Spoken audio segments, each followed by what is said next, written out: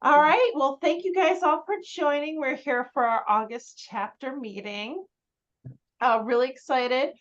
So I think we have the usual crew. So just curious, does anybody have anything special in bloom this month that wasn't maybe in bloom last month?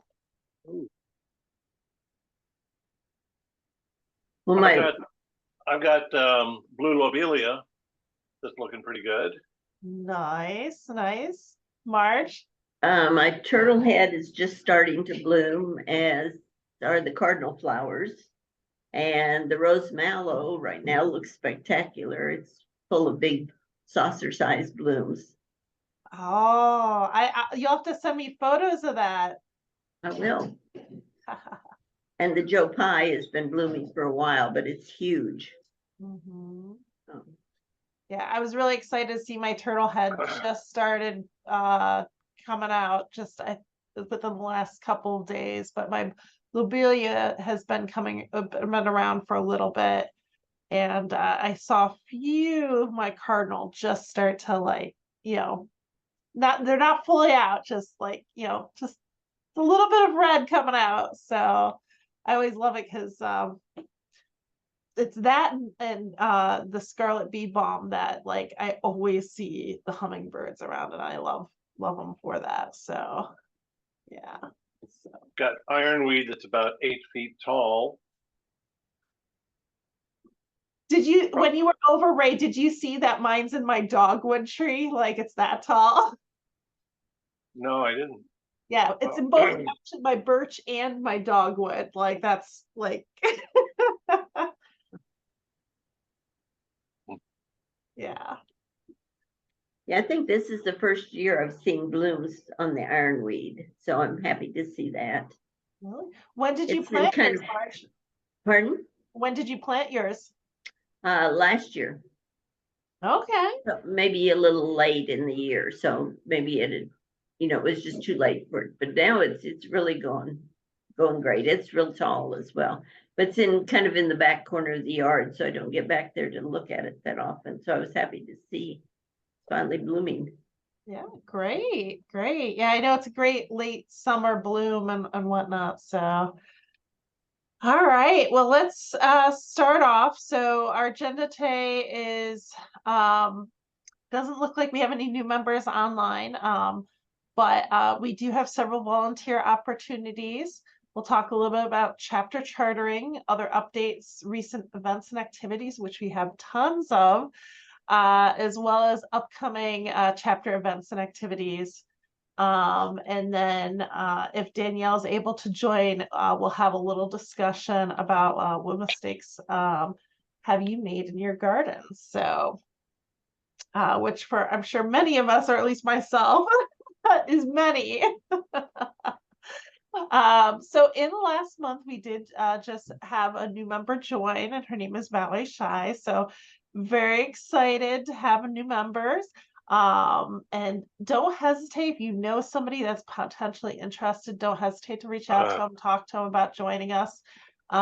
Because new members can take the form of many ways, whether it's just helping donate to the chapter to help create these events and activities that we do, to maybe volunteering, to listening into educational opportunities. So there's, it's not any one way to become a member, but really by becoming a member, that really, helps our chapter grow in a variety of ways. So don't hesitate to spread the word.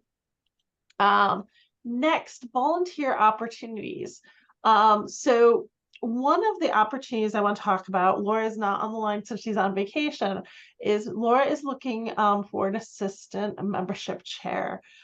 This person will help work with her on ongoing membership engagement, brainstorming, reaching out to new members or people that have signed up at our events and activities to learn more about us or other upcoming events and activities. She expects this position to be roughly 1 to 2 hours a week maximum, and possibly when we're in slower months, really only that like every other week, if that. Obviously, as I mentioned, that person will be working with Laura. And all that's needed for this position is to have the ability to work virtually, go through emails, sometimes calls if needed. So really when it comes down to it, just need to give a little bit of your time, have a computer, and we would give you access to the Google Drive email templates and whatnot. So Laura, really appreciate any help that could be provided with regards to this, because really this position in general is very important in outreach, whether for existing members or potentially new members as well. So if you know somebody or you're interested, please don't hesitate to reach out. Some other volunteer opportunities. Social media, we still desperately need somebody for social media. If you are not as familiar with social media, but are willing to learn, let me know. I'm happy to teach you. Also, we're looking for somebody to help us with communication and newsletter. So right now we do have our newsletter that Ray has been kind enough to volunteer and helping head and coordinate. But we are looking for somebody more permanent to help with this type of activity. In addition to that, we're also looking for a program/learning committee chair. This person would help lead or organize, arrange monthly educational sessions for monthly chapter meetings, as well as additional educational events and activities. In addition, we are also looking for help from our members, and this is not necessarily a position. This is more of a as desired, but we're looking for people to help us create educational articles or posts. So an example, Marge, if you guys are really interested in researching pawpaws and you want to maybe write us up like a paragraph or two, or if you're really into it and you want to write a page, but literally it could be as little as a paragraph or two and a cute photo or something, send it in that month. Let us know, and we're either happy to share it depending on the type of article or how, how much content there is, either in the newsletter and or on a social media. We do just ask if it is truly educational that please cite the source so we can give appropriate credit. Same thing with any photos that are used. But this is something you can do as much or as little as you're interested. So if you were just, like I said, Marge, with Pawpaw, I know another member was talking about oak trees last month. It could be anything as long as it is native plant related. If it interests you, it's going to interest somebody else. So don't hesitate. If you might be interested in that, just let us know. And it's pretty simple. It's as little or as much as you want it to be. In addition, we are looking for volunteers for the Medina County Native Plant Festival. This is going to be on September 2nd. And we're looking for volunteers to help with both our information table as well as our seed bomb activity that we'll be doing with kids. So we're going to be doing this with paper mache. So if this is something that interests you, please send us an email and just let us know and we'll talk further. All right. Next, chapter chartering. So I know we briefly touched on this last month, but us as officers did have a chance to touch base on this again not this Monday, past Monday. And so we're really close on a few things. Some documents are going to be getting sent out this next week, and in the next month, going into September, we're going to be reviewing bylaws, things along those lines, and we're going to be brainstorming. So with that being said, any other those volunteer opportunities would be very helpful for the officers, so that way we can dedicate a little bit more time towards this. In theory, if we get through everything, we could be chartered as early as September. But there is just as equal opportunity that this might end up going into October. So more to come on that as we continue to meet and review information. But the leadership will not be meeting again on this topic until September. Any questions with regards to this topic? Hmm. Okay. All right, so I want to remind everyone again of the Wild Ones annual photo contest. So this is a really fun contest. You do have a chance to win prize money or just have your photos used for special events and activities. But I just want to call this out because it is fast coming up that they're going to close the contest. So the contest goes until end of day on August 31st. So please make sure, there's been a lot of opportunities, whether it's in your own yard or so many of the events and activities that we have done together as a group. Start looking through those photos, filter it down. Sometimes the different categories, you can submit more than one as well. Sometimes you can only submit one. It just depends on the year and the topic. But take a look at that, look at what you have. You'd be surprised. A lot of, I've seen several people share some of the photos from their own yards. A lot of them look really great. But also they're looking for like the community type of activity photos as well. So, please don't hesitate to share them, submit online, because it's a great representation of what's going on, the efforts we're making, whether in our personal yards to the activities we do as groups. And you never know how it could be used and shared. So please participate. It's a really fun activity. And I can't wait to see, I believe it's in September, where I think this is when the voting and a few other things happen, and you can see a lot of other people's photos and whatnot. So please feel free to submit. So Yeah, I turned in I submitted a couple of photos last week, and then I looked again at the categories that they have, because you got to specify a category when you submit it. And some of them are kind of interesting, because mostly I don't include people. I just have, like, if I can get a bee or a butterfly on a flower, I think that's wonderful. That's what interests me the most. But one of the categories where you can submit 4 photos is camaraderie with native plants, which means there has to be a person in it. So somebody interacting with this plant somehow is something they're really interested in seeing. And then something even broader, home landscapes. So if your home landscape is in full bloom, or you've got, a wall of marshmallow and it's in bloom, take a picture, submit something like that. That's that falls under the category of home landscape. And you can be creative about that sort of thing too. So anyhow, there's lots of possibilities. Yep, exactly right. No, thank you so much for sharing. And Ray, or anybody else that submits photos, we'd love to see some of the photos that you chose to submit.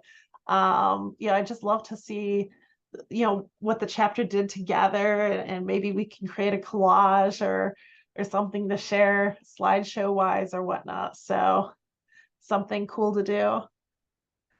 All right, so some of the activities that we've done since last month, and I say some because what I have here a couple slide wise doesn't even cover all of the events and activities that we did together. So just going to summarize a few. But one of the big ones that I know we've been waiting on was the First Baptist Church. This was led by Anne. So there was volunteers from other organizations. This was a long time coming. She really did a great job and put it together, both design, but the grant writing that was required in getting this event to kick off. But as you can see, beautiful flowers. I was hoping she'd be able to join today to talk a little bit more about that. But you can see several of the volunteers of both the local community as well as the chapter are shown here. And we got it all done in one day. And it is absolutely stunning. So next, and I'll let Ray talk about this one, is the Guy Denny Prayer Tour. Would you like to talk a little bit about that, Ray? Sure. This is about the 4th or 5th time I've joined in this event. Guy Denny is the founder, president of Ohio Natural Areas and Preserves Association. So the invitation primarily goes out to members of that organization, but it's open to the public. And he's very open to people coming anytime they want to. Just don't block the driveway. You know, he's very open. But there were about 100 people that showed up and took tours. There were 3 or 4 different tour leaders, so there were smaller groups that were led around, all experts in ecology and Ohio native plants. And it's so great to see things that are in a more or less natural state, even though this is a created prairie. There's 20 acres that he burns every year. He nurtures it in that kind of way. And the one picture that you see here that's got royal catchfly, 2 different colors. There's a red one and a pink one. And I've only ever seen the pink one on this property. So I call it the Guy Denny pink royal catchfly. So he's collected seed from across the state of Ohio. And he found this pink one somewhere and planted it in his prairie. And so there are some really unique things there. Yeah, I'm sorry I didn't recognize anybody from our group at that, even though the invitation went out. I think they're really missing something if they don't want to take that. You know, it's a hour and a half south of Cleveland, so it is a little bit of a hike to get there, but definitely well worth it. Probably then, didn't help that it was the same day as the First Baptist Church, and really wanted to go to it, and if that hadn't been literally the same time day. yeah, and then in October there's a follow-up event where, again, open to the public. Everyone's invited to come for seed collection. And last year I gathered a 50-gallon trash bag full of seed from that event, and other people do the same thing. And so these seeds, these plants are being replanted, across the state and probably beyond, which is a good thing. These are a wonderful example of our natural flora, and there should be more of these out in the wild, and instead of lawn grasses. So I'm sure the seeds are being well used, and there's more and more of this habitat each year because of this kind of event. Well, thank you, Ray. And for those watching the screen, all of the photos that are from the Guy Denny are from Ray. So absolutely stunning. And I know he had the others. There's just only so many that I could sort of fit on the slide. I had to shrink them as is. But several gorgeous photos. So yeah, I have a page on my website, on the Webfoot Designs website, under plant profiles. I posted the dozen or so nice pictures that I got from that event is on that page, if you're interested in searching it out. Yep. And Ray, if you're interested in the pink royal catchfly, I don't know if it's just a weird mutation or not, but one of my royal catchflies that I planted last year from Gail came up pink. Right, she gathered the seed from Guy Denny's prairie for that. Okay. So All right then. One of the other events that we had is the Mustill store native garden tour. So Diane was kind enough to put this together, and these photos are from her. But my understanding is a very successful event. Um, I'm not sure, was anybody on the line that was a part of this tour? Yeah, that's me in the striped shirt there. All right. And Chris is standing beside me in the Hawaiian shirt. So we were both there. Is there anything you want to say about the event, Marge? Well, I mean, I really enjoyed it. It was, I got to see plants that I hadn't seen before. So that was good. And I'm trying to think of some of the ones that I can speak to. Oh, and then one of the women that was helping, let's see, is it Diane Davis? Is that correct? Diane was one of them, yes. Yes. And then there was another lady who actually was one of the ones who did a lot of the plantings there. And she's the one that you see there holding on to the top of her hat and has on the tan slacks and the white top. And I'm sorry, I can't remember her name right now, but she gave us seeds for oh shoot, something pea, partridge pea. So I'm anxious she suggested planting those in the fall and letting them overwinter. So I'm anxious to see how those look, but they're very cute little yellow flower, apparently. So anyway, so it was just interesting to me to see the different plantings, and it was just, and then to learn more about the Mustill store in that whole area, the locks there and so on. No, great. And I know Diane, a few others like dedicate, quite a few hours to help out with this and so, no, it's a great thing. The other lady that's there in the red shirt is named Diane also, and I thought I saw her at the Prairie event, but I may be incorrect. But she's been at one of the most recent events, I believe. I saw her in one of the pictures. No, great. She's from Strongsville. All right. Well, the next two events that we have to share some photos with is the Backyard Bash event and the Oberlin Preserve Prairie Tour with the Western Reserve Land Conservancy. This also happened to be a same day event, or two events, I should say, this past Saturday. So the photos from the Oberlin Preserve are a combination of Ray and Danielle, and then the Backyard Bash, a few of those are for myself. Oops. But Ray, did you want to say a little bit of something about the Oberlin tour? Sure. The picture you've got of Danielle over there on the left is with her mom. She was really tickled that her mom came out to the prairie with her, and it was nice to meet her too.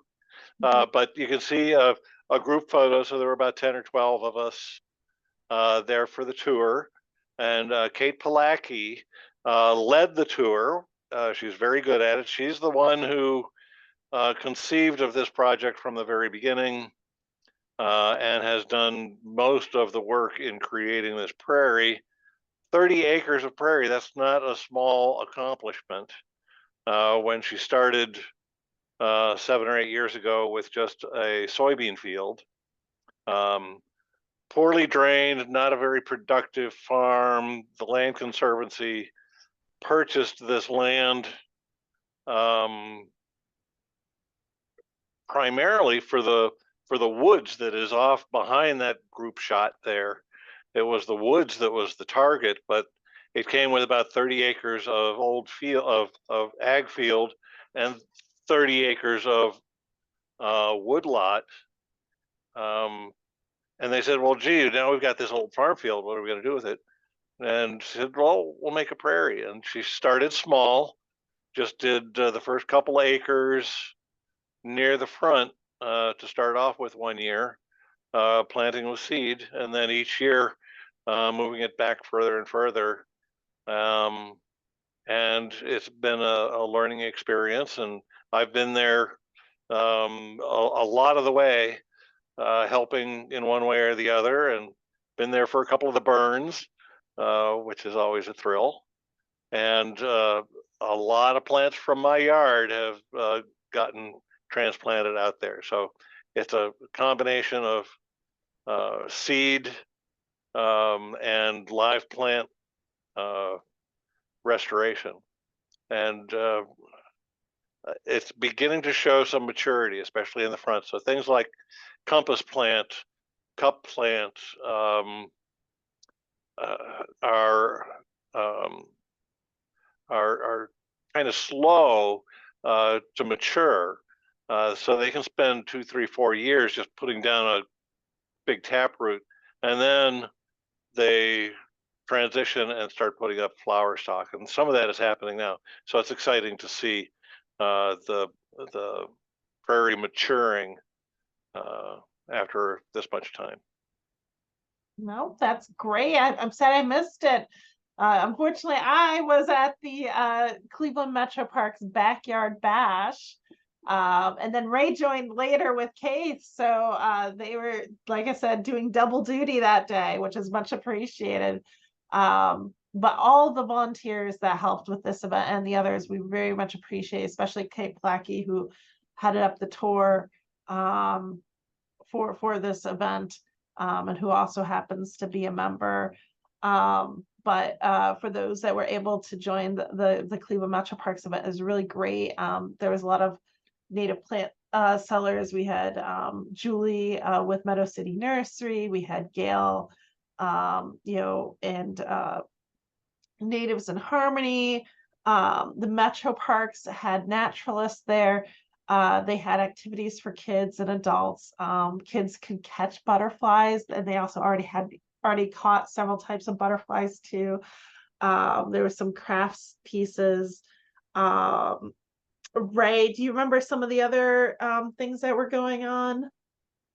There was a guy, he showed up just at the last minute before we tore down, and wanted to talk about his 6 acres. He wanted to do some restoration work. He had a bee display, a honeybee display, and it was an actual living working hive between a couple of panels of plexiglass.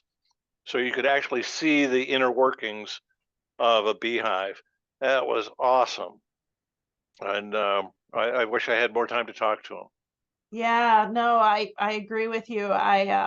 Unfortunately, when we got the extra help is when all the storms started rolling in. So I know we were getting busy to pack up and whatnot, but it was a really great event, and highly recommend that. It's a really great area just to even walk and tour. But they have a lot of naturalists and other things there, as well as events in general going on there. Some of them are just a little bit more private. I shouldn't say private, but smaller scale with regards to the Cleveland Metro Park. So I really recommend visiting that watershed. And when they do have these larger events, it's really great because they also had some food and music and some other things going on as well. Oh, the So music was great. Yeah. so highly recommend it. But like I said, thank you guys again for all of the volunteers, whether you help coordinate and led anything, to volunteering to be at the information tables. It's very, very much appreciated, because without your guys' help, we wouldn't be able to make this happen. So some upcoming events and activities. So this one I would like Ray to maybe explain a little bit further, because that's getting out of my expertise. But we have integrated pest management class coming up on Thursday, August 31st at 6 p.m. And this is going to be at the Medina County Park District. Ray, would you be able to expand upon that information a little bit further? Sure. Denise Ellsworth is a well-respected entomologist that is going to be giving this workshop. We've kind of broke it into 2 parts. First hour, informal. Second hour, more formal presentation. The first hour is for people to come in with questions about what may be bothering their garden. You know, if they have a pest or a caterpillar, or leaves are being chomped, or mildew, or, you know, whatever happens to bother them, to bring those in and be able to do a little, you know, show Denise, oh, look, this is happening. Do I need to worry about this? Is there something I need to be doing? That sort of thing. And then the second half is to, you know, get into the nature of integrated pest management, and especially for, you know, those of us who are going native and don't want to use pesticides. Many people are just kind of lost. Well, what do I do when there's an issue if I don't have uh, something that I can spray and possibly do damage to, you know, the pollinators that you're trying to support? So that's what this is about. Is there's a lot of ways to deal with pests, other than putting, you know, toxic substances into the environment. And there's mechanical ways, there's cultural ways, um, or in some cases you just say it's really not a problem. You got holes in your leaves. It's not going to hurt anything. You know, so there's a lot of different ways to approach it. You know, a big thing that comes up is, well, I've got aphids on my milkweed. Oh, and then the next week, oh, gee, I've got ladybugs on the aphids. Well, that's nature taking its course, and, you know, ladybugs and lacewings and other insects will eat aphids. And if you have a diverse and well balanced ecology in your landscape, many things will balance themselves out, and few things will spiral out of control.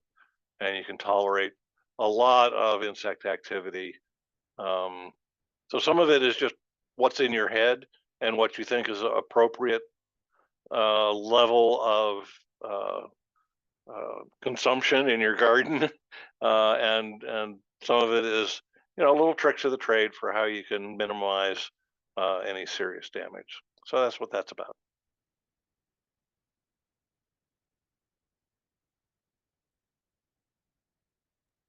Thank you for that, Ray. Sorry, it helps if I'm off of mute, right?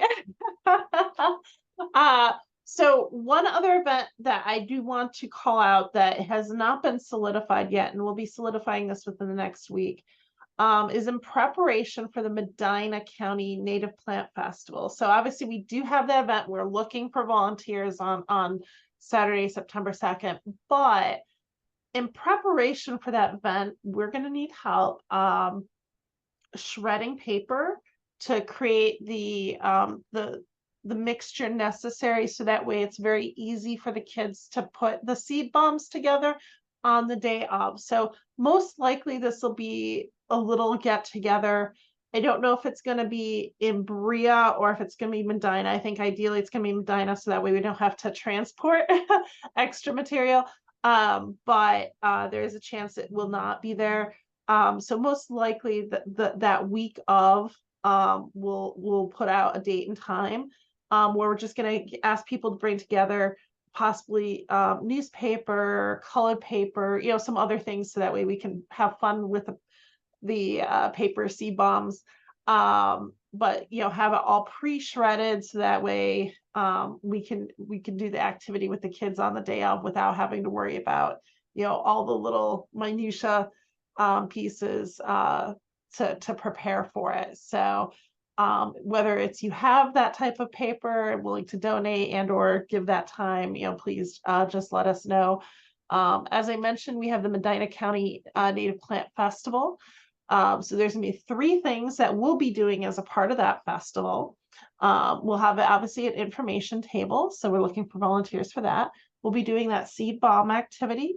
I don't know yet, based off of that, whether or not that'll be just a set time or if that'll be something we'll be doing throughout. I think that's going to be based off of how much supplies we have, but also how many volunteers we have. And I also know Danielle will be giving a tour and talking about native plants and how they can help local birds and things along those lines. So, but this is also gonna be another really fun event, sort of like that backyard bash with the Cleveland Metro Parks, but like I said, this is the Medina County Park District. And so there's a ton of other activities. There's going to be plants for sale, native plants for sale. I even think they have the swap where if you have invasives and things like that, that there's a swap going on. So double check if you are from that county. You might have to submit something ahead of time so they know about the swap. But check out what they have. There's going to be a lot of things going on. Those are just 3 of the things that we'll be doing and contributing. So it's expected to be really fun. Other events.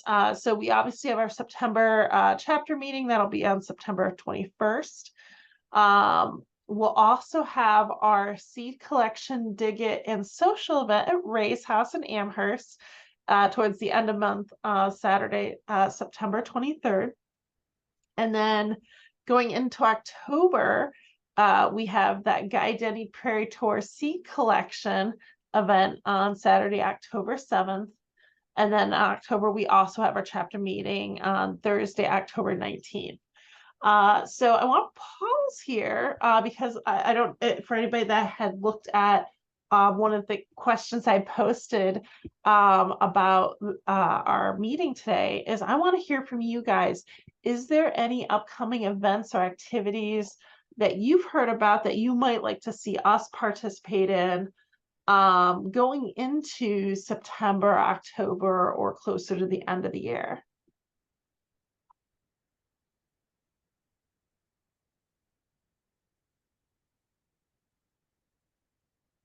All right. Well, if you don't know of anything, keep your ear to the ground. Let us know. We're trying to keep September a little bit lighter because myself and 1 or 2 others have a few other things going on. Plus, we'll be going through hopefully the chartering process if everything goes well. But at the same time, we want to do our best to keep things fun and active and whatnot. In addition, I have been reached out to Andrew J. Brickoff School. They have asked for us to work more closely with them in the future. So we're really excited. So with schools just getting back into the groove, some of them are starting this week, some of them are starting next week. I want you guys to think about what schools we might be able to partner with, talk with, whether it's this year or next year, because there's really a lot of opportunity, especially grade schools, but this could be colleges as well. And as with regards to that, I forgot to make a slide about this, but I want to call to your attention that the Seeds for Education grant is open and it's open till November-ish.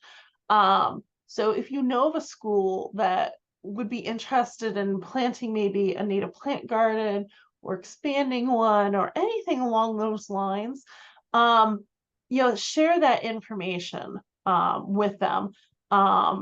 We cannot obviously apply for that grant on their behalf because it's not going on our property or anything else along those lines. But it can go up to $500. And then this would be awarded for any activities going into next year. So it's not for this year, but they have to apply this year. So just want to call that out. Make sure you share that information. And So I just learned that our high school that is just a couple of blocks from me has a student-led environmental club. They're thinking about putting in a pollinator garden. So I need to get in touch with them and see what can be done. fantastic. A similar group has done that at Vermilion High School, and they actually got their local Rotary to fund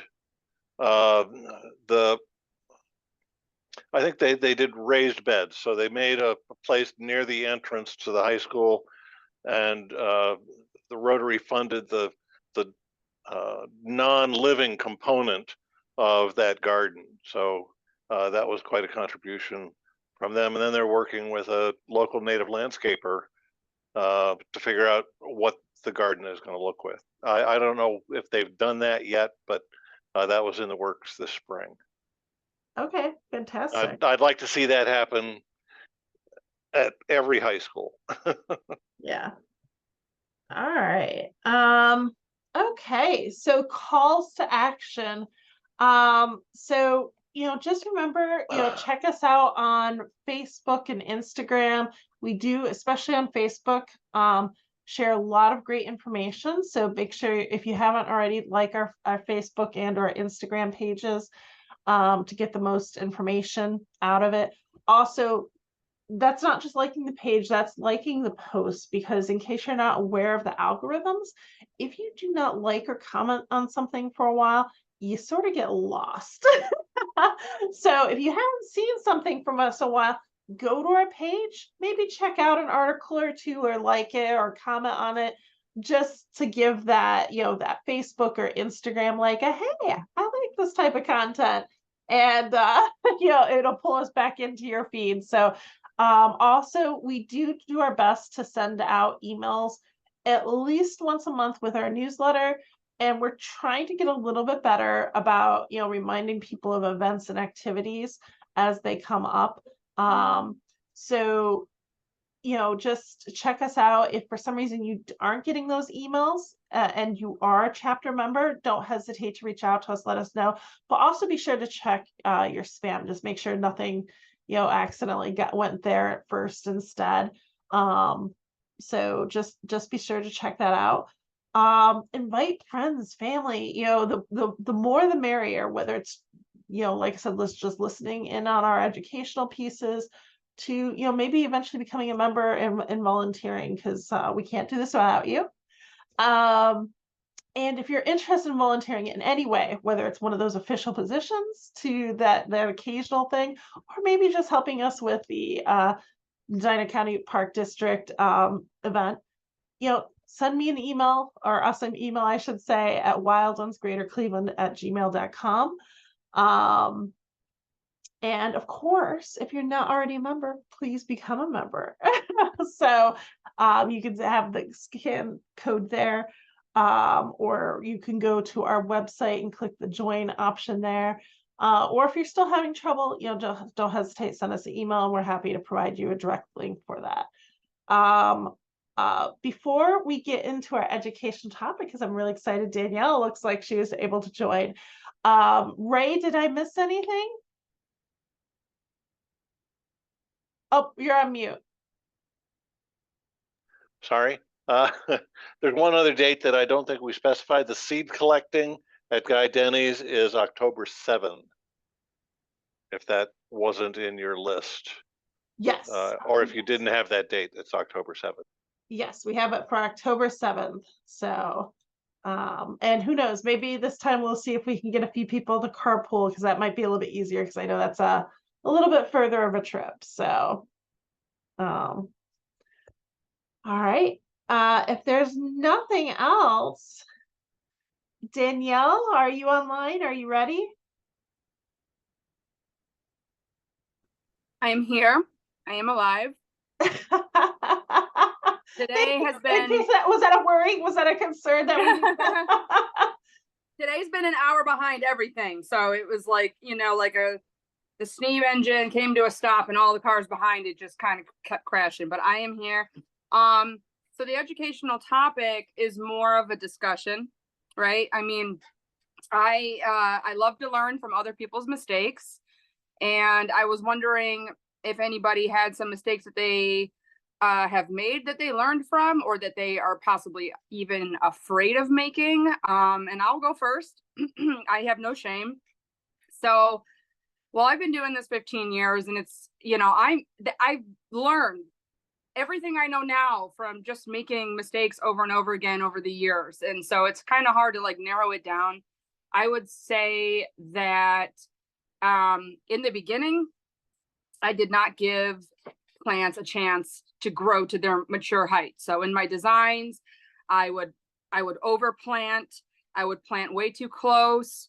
I remember one time I planted a whole red cedar tree like a foot and a half away from a fence, thinking, oh, that looks so good, you know. So I used to do a lot of stuff like that with spacing.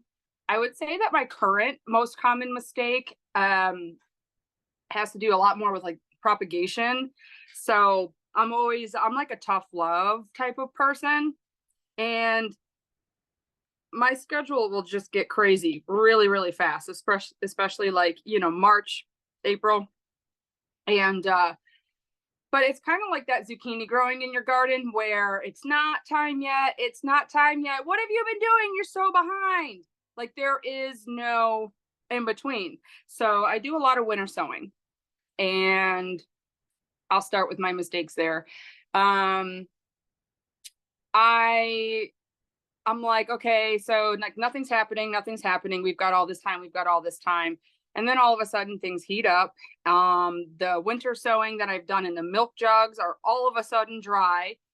The tiny little seed heads I would see coming up are just all of a sudden the soil's completely dry, and I had no in between time. It's not like I had decided they were fine, right? So I've lost thousands of plants that way. And furthermore, I would say that I wait to prick. So if you're familiar with pricking is when you do like a mass sowing, and then you go in there with basically surgical tools and you pull all the plants apart and you plant them individually, whether it be in the wild or in your pots. And I will, I'll be like in a mood because it's spring, you know, and you want to work on something, and I'll go in there and I'll start to prick, and, you know, 300 plants later, I'm like, that's probably good. I'm hungry. And then it's like the mood is gone, and I still have like 500 left. And I'm like, they're fine, right? Because they're native plants and they're so tough. So then I'll kind of spread them out. I'll put soil in between them, and they just get bigger and bigger and bigger. The mistake is that obviously there's hundreds of plants growing in a single container. Their roots get all tangled up, and you have to be super disruptive to pull them apart. And then back to watering, all of a sudden it's hot, right? Like I didn't get everything done because I just thought I could buy time, because time can be bought, you know? So then all of a sudden, I look and everything's like cooked. You know, it gets hot one day, just like that. And I'm thinking from the spring rains, all the plants are fine, but no, they're like cooked. And so when I lose plants, I'm not losing plants I spent some money on that season that I like maybe didn't know how to take care of. I am killing hundreds of plants at a time because I have all my eggs in one basket in those particular situations. And so don't do what I do, and don't cook your plants. And I would say that don't depend on natural rainfall, because although you might think it's been a good rain, a lot of times it only waters like the top quarter inch of your plants, and they look like they've been watered, but really they're still dry on the inside. So I would say my biggest mistake is usually related to watering. Someone else's turn.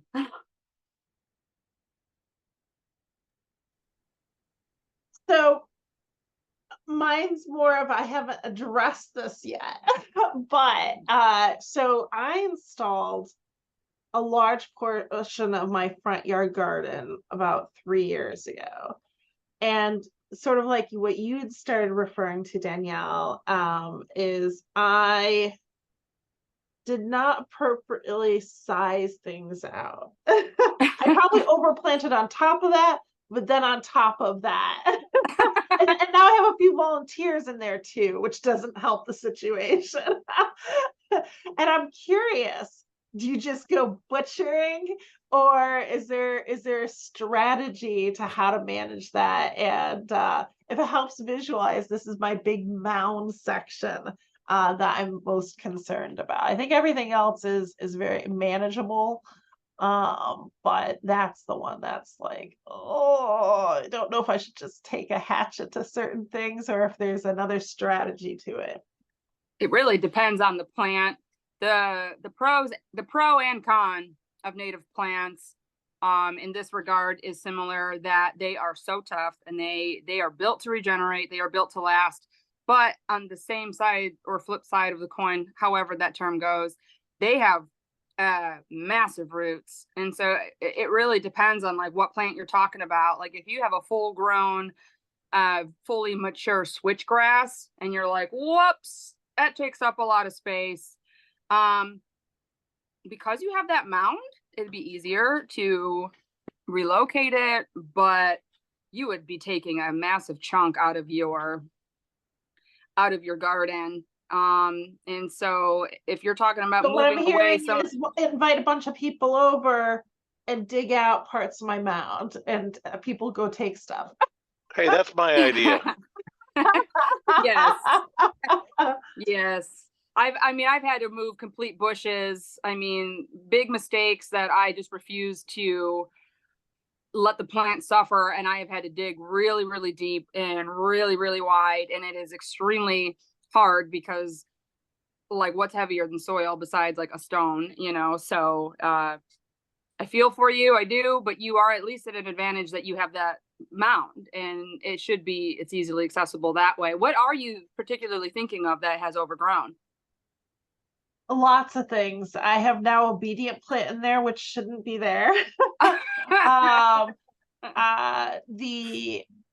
have now a mature one or two false indigo in there, and that's just too big for the space, especially with the variety that's in there. And I know that doesn't transplant well, especially since that's one of the more mature ones. So it'd be unfortunate to lose that, but I think if anything, that is one or two of the things that'll have to go as well. And then everything else I think is just more either thinning things out or figuring out what I just need to remove because it's either overplanted or just, become overgrown with everything else. So, well, it isn't. Bergamot's another volunteer that got in there. Oh yeah, and you're gonna have milkweed everywhere. But it is an option. Like I struggle with this because I feel like a big mean guy, but like any crop or ornamental landscape, you can cut back some of those indigo stalks to make it thinner. I mean, you just would want to be careful that you're not reducing the plant by more than like, what is it, Ray? Like 60%. So you can. A third is usually safe. Yeah. So that's an idea, unless you are willing to, it's just not going to work and you have to move the whole thing. But, I will sometimes, like Joe Pyeweed in my yard, like, wow, he takes up a ton of space and he's not able to thrive in the spot that he is in, and neither is anybody else. And so I will usually cut him down about a third each season. I don't like to, but that's where I'm at right now with him. Yeah. My other mistake, but I know what to do with this. But for anybody that's interested, is my mountain mint. So if I'd known how aggressive a spreader it was, I would have put that in my WWE barrel or something else.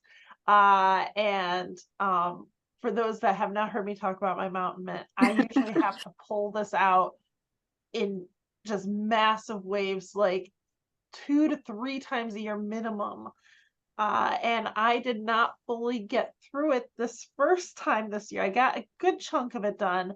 And it shows in my yard, but thankfully that is a very forgiving plant in the sense of you literally just yank it out.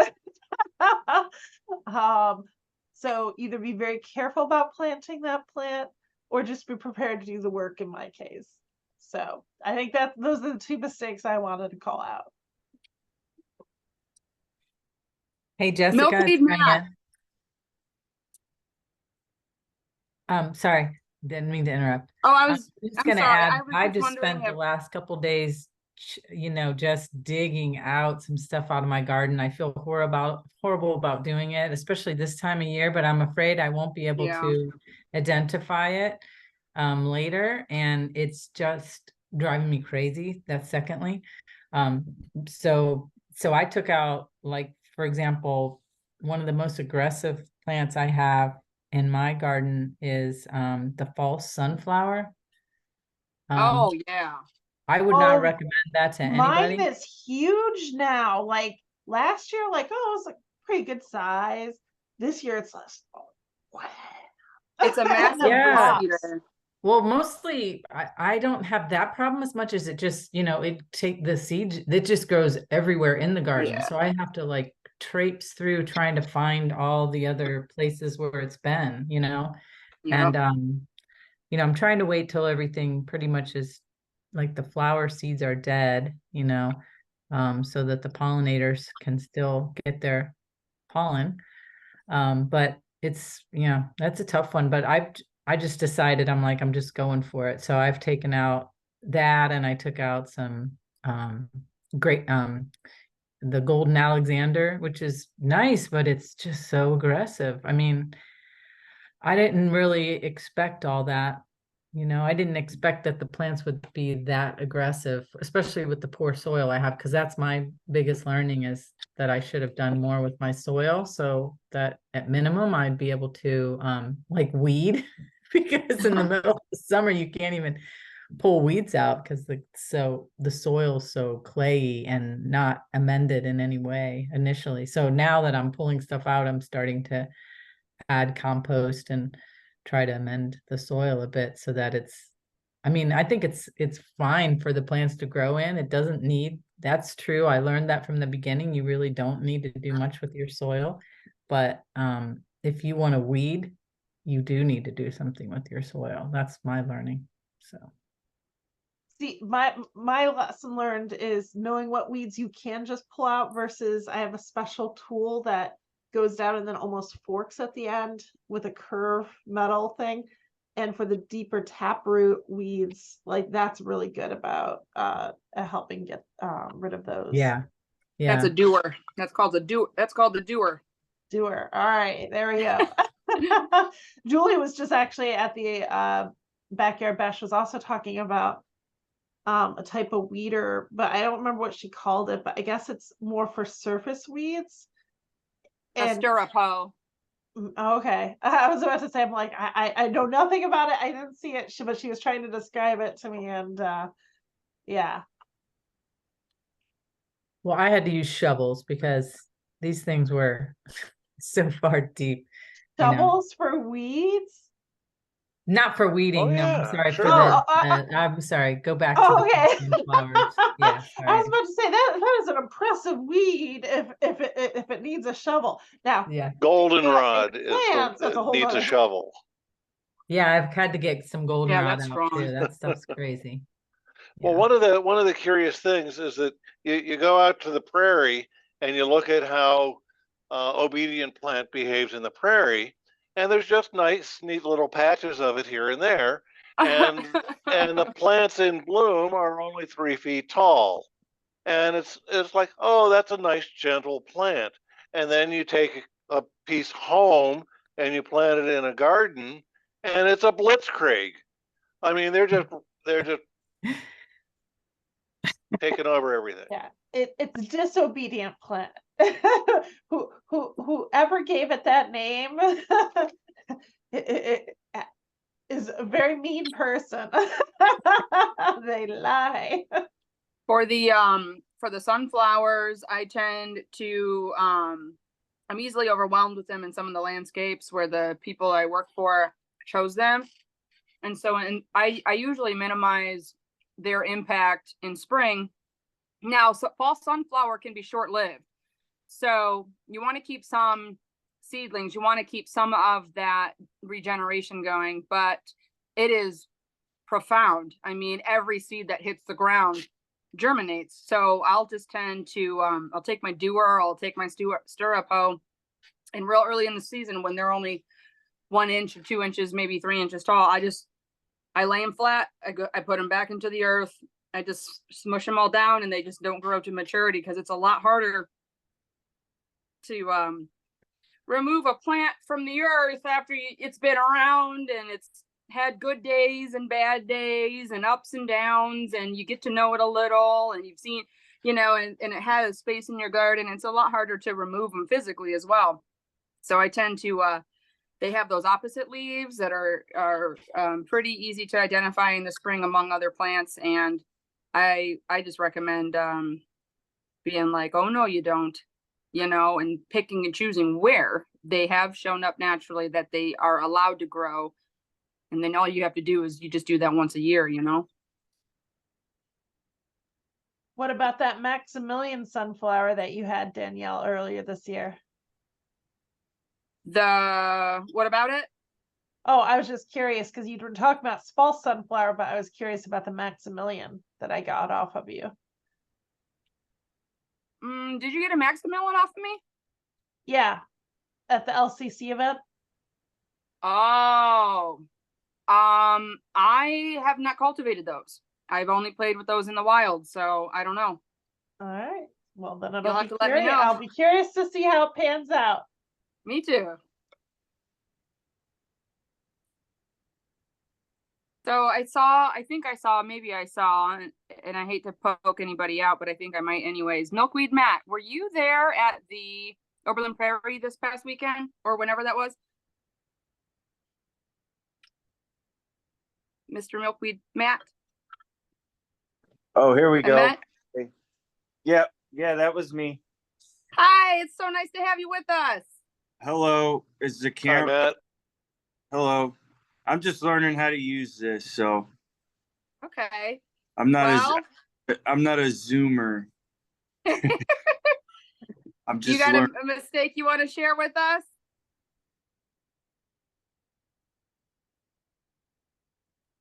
Have you made a gardening mistake that you want to share with us?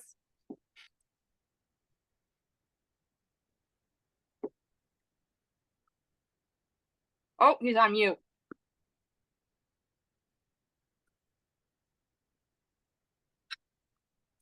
If you can't figure out how to use your microphone, you could always text it. I'm just curious to see what anybody else is. What can I learn from you guys? Somehow my microphone turned itself off. I don't know Oh. how that happened. Where's the? I don't even know how to turn the camera part on. But all right. Well, we can hear you.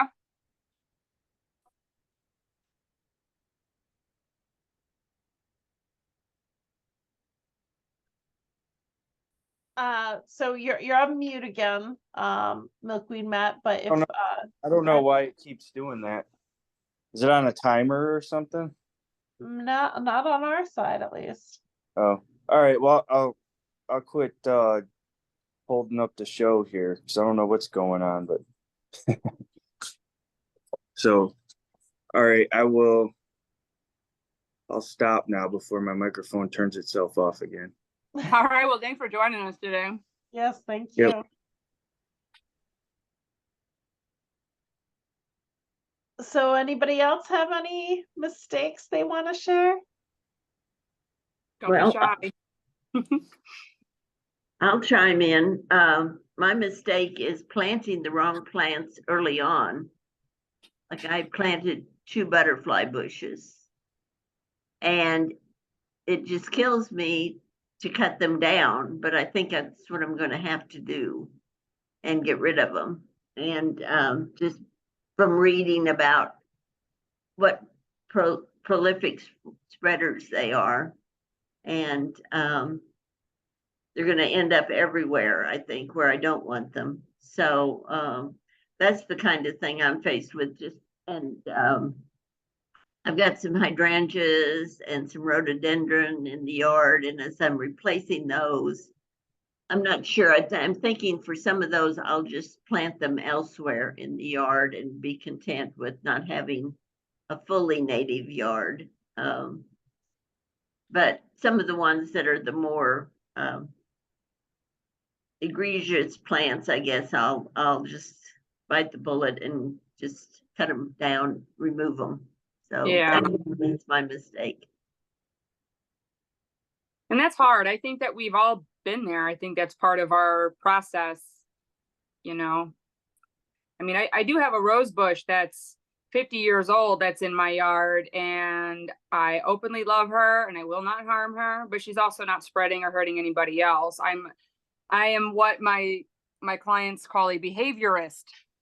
So if you get well along with others and you are not harming the environment and you don't have the capacity to spread into the wild, then, then okay, it's really about behavior. And like you said, you had to make that really tough choice just because you see the future of what could happen. But it's hard because they're beautiful and they're, we fall in love with them. And then it's like, oh, but you don't play well with others. Yeah, I mean, right now it's covered with butterflies. I mean, there's monarchs and swallowtails and all kinds of things that are all over it. And but I mean, they also are attracted to other things that are probably healthier for them and would be healthier Right. for the environment. So Yeah.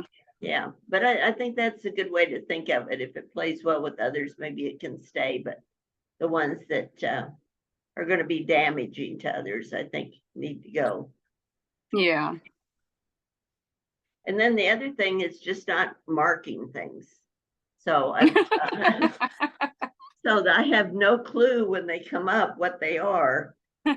So something was planted there last year, and so I think there should be something there this year, but it may be a weed or it may be something that I actually planted. So I saw a cute thing the other day where people were taking rocks and writing the name of the plant on the rock and then putting it by the plant. So I've started doing that. So at least if something comes up by that rock, I'll have a general idea of what it is. That's a cute idea. That is something to consider with some of our special projects. Like that might be a fun kid activity or something, like paint up a flat rock or something else. And Yeah, because my other thinking was if I was a talented artist, I would do a little drawing of the flower, paint the little flower and then put the name, the common name and then the scientific name on the rock. So I've got a few of them done. I've probably done about 10 of them so far. So it's coming along. What are you using for your paint? And do you know if it'll stay through the winter? Well, I'm not using paint. I'm actually using a Sharpie marker. Okay. To put the name on the rock. I haven't painted anything yet, but now I'm thinking that I need to get some kind of sealer to put over it. That's the problem I've had with things is, they say, oh, if you use this kind of marker on this kind of material, it'll stay. And it never stays. It always fades, it falls off or whatever. So Well, I've noticed yeah. The sandstone absorbs a lot of water. So I think those are not going to last. But the harder kind of river rocks, the smooth surfaced ones, I think maybe I'll have a better chance of it staying. But I think I will get something to spray them with. Yeah, Sharpies do tend to fade. I use pencil on my plant tags exclusively because that doesn't fade, but they have like I think it was Diane who said that they've got like special markers, but then you put all your faith in them. And so if anybody has had success, that would be interesting, an interesting thing to share because they have like garden markers, supposed to be weather resistant, but they're not. It didn't work for me at least. Okay. I mean, I put them on like a plastic, kind of thick garden marker and it's still faded, Okay. Yeah. I've tried wood, and painting those and sealing them. Doesn't work. I don't know. It's probably user error for me. No, I don't know anything that works really well that looks good in a garden. I just use pencils, but that looks, terrible. So I don't know. Anybody else? Well, I'll go grab one of my rocks and show you what I did. Well, that'd be great.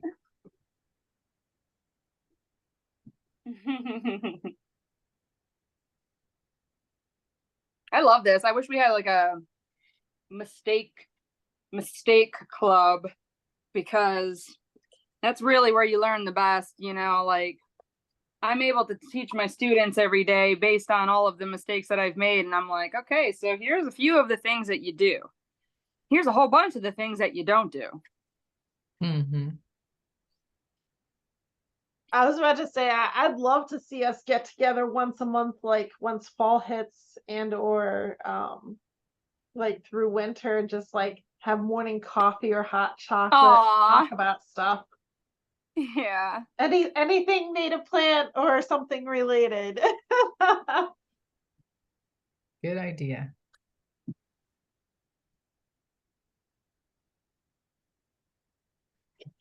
Gotta get that There's- pumpkin spice. There's my New England Couple- aster one. Aw. That's cute. That is So- cute. I can just, looks pretty natural, just laying on the ground, so. Yeah. Uh-oh, now you have to put it back. So hopefully it's Yeah, now I Easy. need to remember where it is.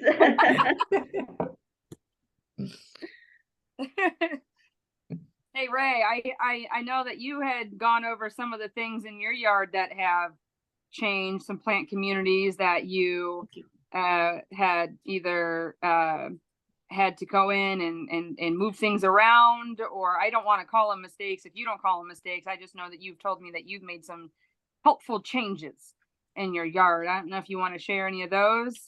I like the rephrasing of that, Danielle.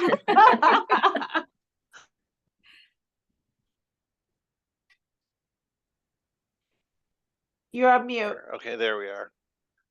You know, it's all a learning experience, and you know, you can't know everything all at once just at the beginning, or even after many years. So, you know, as you know, find things out, then you do things a little differently. And I've taken out a lot of the old legacy plants around here. That's been quite a process. And right now I'm working on a bed of Pachysandra that I worked so hard to get established 30 years ago. Oh, oh my. But it's going to be something else eventually. But it does not give up easily. Mm-hmm. So yeah, there's always one thing, and then there's another, and I'm still wondering what to do with the compass plant that won't give up. So that I put in a fairly narrow bed, and I thought, well, this will be interesting. And then, you know, it took over the pathway because when it, you know, put up a 10-foot flower spike, it wasn't going to go up straight. It leaned out. And then I said, well, all right, I'm going to put this out in the prairie where it'll have plenty of room to do what it wants. So I dug it up and I took it out there. Now I have 3 where the one was dug out. So I'm not sure what I'm going to do with that. But this year, as soon as it started a flower spike, I cut it back to 2 feet. Mm-hmm. And then I cut it back again to 2 feet. And now I've only got a 5-foot flower spike in bloom. It's a little bit better behaved. Now, did it grow on new stalks after you cut it back, or did it continue to grow from the stalks that you had cut down to 2 feet? I think it grew from the same stock. Okay. Yeah, just yeah, it's just that it was you know, it had put so much energy into making a 10-foot stalk, and you know, it lost half of that with my pruning. So it's a little more manageable. And I get to enjoy the flowers that are more at eye level now. Yeah. Now that reminds me of that Chelsea chop method. Have you heard of that? People will use it for like plants that tend to get long and then flop, so you can cut them down. And I'm not going to say at what level, because I don't remember if it's 1 or 2/3 of the plant or whatever. That's just to be researched, but it's called Chelsea chop, and it makes it so that you get shorter plants, but it does not compromise their health. And then that way you're able to prevent things from flopping. You can prevent things like Mhm. powdery mildew. Anybody do any of that? I've done that before. I did it last year with this ashy sunflower. Do you know what that is? Ashy sunflower. Mhm. Ashy. It is Uh-uh. a heavy, heavy plant. And I put it in probably 4 seasons ago. This is its 4th season. And, you know, I cut it like a third off, kind of like Ray said, I guess. Like a third of the top I chopped off because it just gets, I mean, you have to put a stake up, like just to Yeah. hold one plant up. You know, it's so heavy. I don't know if that's what the compass plant stem is like, but it is. Oh, yeah. You can't even cut it with like your pruners. You gotta like basically saw the dang thing. Get the So I lopper cut it out, back so yeah. that the little ones could come up and you can manage them, but you gotta manage them, you know, before they get too big. So after you did that, did you have full little ones. blooms? I mean, that you had Yeah, I mean, yeah. nice, The little ones came up. nice. I'm I don't always know if they were scared. gonna come up anyway, but they came up. Yeah. Now it's not a cure-all. If you have a plant that's got a very hollow stem and it's not used to growing adventitiously, you know, out of the sides, like out of adventitious buds, like it's not a cure-all, but it's certainly an option for a lot of things. And I'm wondering things like cutleaf coneflower or gray-headed coneflower, you know, like they start off so strong and then they tend to flop. Oh, those Unless are so they're floppy. Yeah. yeah, unless they're densely planted. So, you know, I'm always so like, oh, forgive me about everything that I haven't been brave enough to try the Chelsea chop on anything yet. But I think it's a worthwhile experiment. See what works and what doesn't. Well, I Could you guess spell the, that out for us in the chat? I'm not exactly Oh. sure what you're saying with the chat. Sure. Yeah, I'll Chop. do that. well, I always feel like I'm taking food from the pollinators, you know, Or because it's home, like, yeah. you know, I planted this for you and then I chop it for me, you know. So it's like Right. it doesn't feel right. Okay. But if you've got a lot of food sources, they're still getting a lot of their food sources. Of course, there's always the risk of maybe taking something away from a specialist feeder. But a lot of our native bees, a huge part of what we're doing is providing homes because they live in the stem of these plants. And so if you're still providing a food source and you've got to do what you've got to do, you're still providing a home. So it's not a total loss. Yeah, I hear you. Yeah. It's always hard, I think, to cut up the plants after you've planted them. For me, at Oh least. yeah. No. Yeah, I am terrible at that. Like I am I don't know. It becomes a management issue because I'm like, you can live here. We can all live here. And Mhm.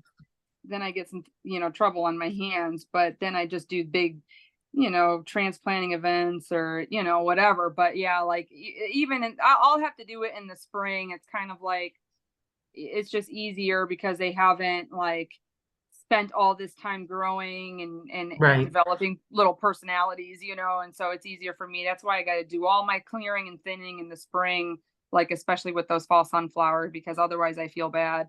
And then I just turn it back into the mulch. I let a lot of them grow.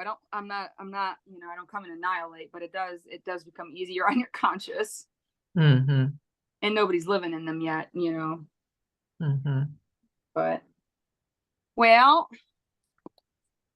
I lost track of time. I don't know how to look at my time. Oh, here we go. So what time are we going until? It's already 8:20. Yeah, no, if we're done, we're done. Yeah, Okay. we covered all the other important topics, so it's just whether or not this conversation's wrapped up. Yeah, I don't think I have much more to add. I mean, if we were all in person, I'm sure we could talk for days, but I was thinking to myself ahead of time, like, yeah, I'll probably confess my sins with propagation, my big mistake.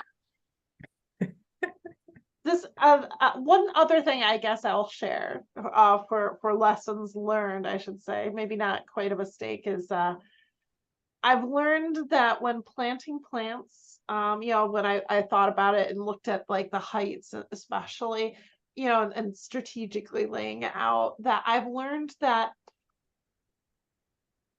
if you are planting them in their ideal location, you can't go with the average range. You have to go at the top range. Oh, yeah. Which is what I think happened with my ironweed and everything else. Cause like, hey, you see certain things that say like 3 to 4 feet or 3 to 6 feet or, something like that. And I'm like, okay, between the average of everything, this is what I should expect. No, almost everything, if I strategically laid out where it really should belongs, is so much taller. So, Or faster, so yeah. something I've learned is to not trust the average range, that if it's really the location it should be, it's at that top range. That's a good point. That's That is- well, and that reminds me, you were gonna put zigzag goldenrod in your shade bed, right? Yeah, so I have it in my shade bed, and then actually I thought the one bed was gonna be more part shade, but I feel it's closer probably to full sun as a It'll grow. qualifier. Yeah, it'll grow in both as long as the soil's moist. But that is one plant that really likes to do well, and Yeah. he'll let everybody know. Oh yeah, you'll have to come over and take photos. So far the full sun one is, you could tell that one's like doing really well. I would say the one in the shade is not as good, but it might just be delayed, because of, well, it being in the shade. Yeah. So, all right, Danielle, anything else you want to add? No, that's it for me. I would like to maybe once a season revisit this type of conversation. That way, while we're making mistakes, we can make a note to tell each other, and then each season offers its own slew of mistakes. And so it'd be nice to check in with each other and see how we're all doing in that way. Oh, sounds like an awesome idea. So, all right. Well, thank you guys so much for a great conversation. Please just remember, if you're interested in volunteering for any of those positions, please reach out. If you're not already a member, please join us. And we hope to see you at one of our upcoming events and our next chapter meeting, which is always the third Thursday of the month. So thanks again, guys. Thanks, guys. Bye. Thank you, Peter. Good night. Good night.